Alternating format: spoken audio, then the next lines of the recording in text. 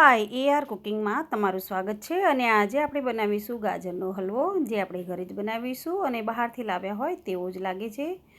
તો તેના માટેના આ ઇન્ગ્રીડિયન્ટ્સ છે. તો પહેલાં આપણે ગાજર લઈશું અને તેને છોલી લઈ અને પછી ધોઈ લઈશું. તો અહીં મેં એને છોલ કાઢી નાખ્યો છે અને હવે તેને ધોઈ અને પછી આપણે તેને છીણી લેવાના છે. તો હવે આપણે આ ગાજરને એક એક કરી અને બધા છીણી લીધા છે. તમે જોઈ શકો છો કે આવું છીણ રેડી થઈ જાય પછી આપણે આ ગાજરને બધા જ ગાજર મેં અહીં 2 કિલો ગાજરનો બનાવું છું. તમે ઓછો પણ બનાવી શકો છો. તો એક જાડા તળિયાવાળું એક મોટું વાસણ લેવાનું અને તેમાં આપણે અડધો કપ ઘી લઈશું. તમે ઘીનું પ્રમાણ થોડું વધારે કે થોડું ઓછું એવી રીતે પણ લઈ શકો છો, પણ હું અત્યારે અડધા કપથી થોડું ઓછું લઈશ અને પછી પાછળથી થોડું ઉમેરી લઈશ. તો તમે જુઓ કે અહીં હું અડધો કપ ઘી લઉં છું અને ઘી સ્પૂનના પ્રમાણમાં જુઓ તો 4 થી 5 સ્પૂન છે, પણ ફૂલ મોટી સ્પૂન છે અને આ ઘી થીજાયેલું છે, એટલે કે મેલ્ટેડ નથી એ પ્રમાણે છે.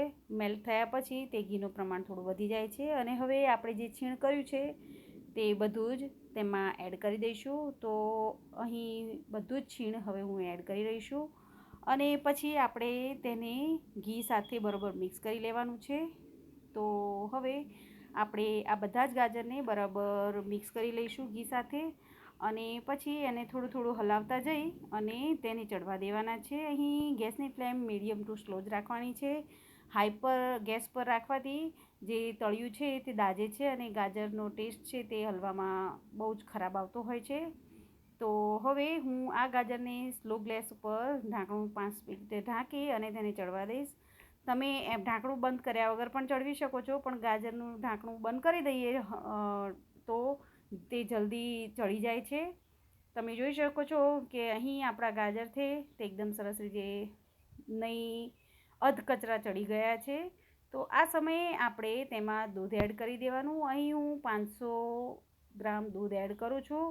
તમે થોડું વધારે કે ઓછું પણ એડ કરી શકો છો અને આ દૂધ આપણે ગરમ કરેલું હોય તેવી રીતે જ એડ કરવું, ઠંડુ દૂધ એડ કરવું નહીં, કેમ કે ઠંડુ દૂધ એડ કરવાથી જે ગાજર છે તે ચડી ગયા છે અને પછી ઠંડુ થવાથી તેમાં ચડવામાં પણ વાર લાગે છે અને ગાજર ફરી પાછા ઠંડા થઈ જાય છે. જે ગરમ સરસ થઈ ગયેલા હોય તો સહેજ બોઇલ કરી અથવા તો નવશેકું ગરમ દૂધ જ એડ કરવાનું અને પછી આ દૂધને મેલ્ટ થવા એકદમ ગાજર સાથે મિક્સ કરી અને તેને ફરી પાછું ચડવા દેવાનું.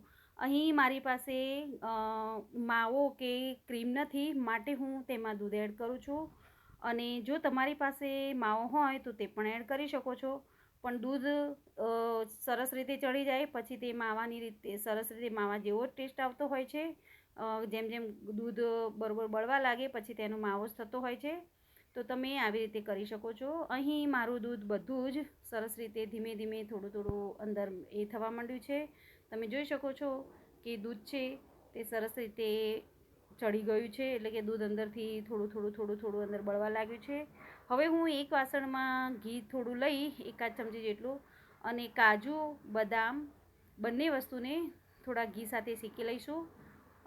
જો તમે આ પ્રોસેસ પહેલાં આપણે જ્યારે ગાજર એડ ના કર્યા હોય ત્યારે કરવી હોય તો કરી શકો છો, પણ હું ભૂલી ગઈ હતી, માટે હવે અલગથી એક વાસણમાં ઘી લઈ અને બંને વસ્તુને શેકી લઉં છું અને આ બંને વસ્તુ શેકાઈ જાય પછી તેના ઝીણા ઝીણા કટકા કરી લેવાના. તો આપણા કાજુ અને બદામ શેકાઈ ગયા છે તો તેને ઠંડા થવા દઈ તેને કટકા કરી લઈશું ઝીણા ઝીણા. અહીં આપણો જે ગાજર છે તે તમે જુઓ દૂધ સાથે ખાસું બધું દૂધ છે તે બળી ગયું છે. જે નાખ્યું હતું તેનું અડધું જ રહ્યું છે. હજુ આપણે તેને વધારે ચડવા દઈશું. તમે જોઈ શકો છો કે આપણું દૂધ છે તે બળવા લાગ્યું છે અને સરસ મજાનું તેમાં છે માવા જેવી રીતે જ ઉપર જે તો આવવું જોઈએ તે આવવા લાગ્યું છે. આજુબાજુથી પણ તેને મિક્સ કરતું રહેવાનું, જેથી આજુબાજુમાં દૂધ છે તે ચોંટી ન રહે. તમે દૂધ જુઓ કે ખાસું એવું બળી ગયું છે. લગભગ મને આ ચડતા લગભગ 1 કલાક જેવું થવા આવ્યું છે, કેમ કે ગાજર ચડવા દેવા પછી તેમાં દૂધ એડ કરવું અને આ પ્રોસેસ આપણે સ્લો ગેસ પર કરવાની હોય છે. હવે હું તેમાં ખાંડ એડ કરી દઈશ.